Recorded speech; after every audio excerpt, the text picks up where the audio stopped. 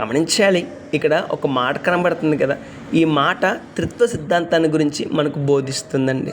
దేవుడు ఒక్కరే, అయితే చేస్తున్న కార్యాలను బట్టి వ్యక్తిత్వపరంగా వారు ముగ్గురు వ్యక్తులుగా మనకు కనపడతారు.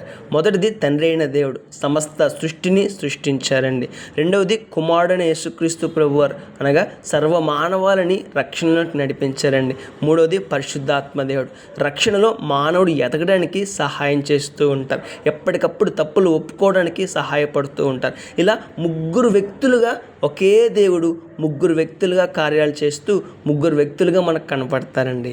దేవుడు ఒక్కరే, అయితే చేస్తున్న కార్యాలను బట్టి ముగ్గురు వ్యక్తులుగా మనకు కనపడతారు. పరిశుద్ధమైన బైబిల్ గ్రంథంలో అటు పాత నిబంధనలోను ఇటు కొత్త నిబంధనలోను ఈ ప్రస్తావన ఉంటుంది. త్రిత్వ సిద్ధాంతాన్ని గురించిన భావన మనకు కనపడుతుంది. మత్తయి సువార్త, యోహాను సువార్త, అపోస్తలుల కార్యములు, 1 కొరింథీ పత్రిక, 2 కొరింథీ పత్రిక, ఎఫెసీ పత్రిక, 2 తెస్సలోనికల పత్రిక, తీతు పత్రిక, 1 పేతురు పత్రిక, ఇలాగా వీటన్నిటిని మనం చదివినప్పుడు త్రిత్వ సిద్ధాంతాన్ని గురించిన అవగాహన మనకు వస్తుందండి. గమనించాలి, ఒక్కరే దేవుడు, అయితే ముగ్గురు వ్యక్తులుగా మనకు కనపడుతున్నారు. వారు చేస్తున్న కార్యాన్ని బట్టి ముగ్గురు వ్యక్తులుగా మనకు కనపడుతున్నారు. కాబట్టి త్రిత్వ సిద్ధాంతాన్ని గురించి మరింత లోతుగా ధ్యానించాలంటే బైబిల్ గ్రంథాన్ని చదువుదాం, బైబిల్ గ్రంథంలో లోతైన సత్యాలు తెలుసుకుందాం. రేపటి దినాన శ్రేష్టమైన ఆశీర్వాదాన్ని పొందుకుందాం. May God bless you.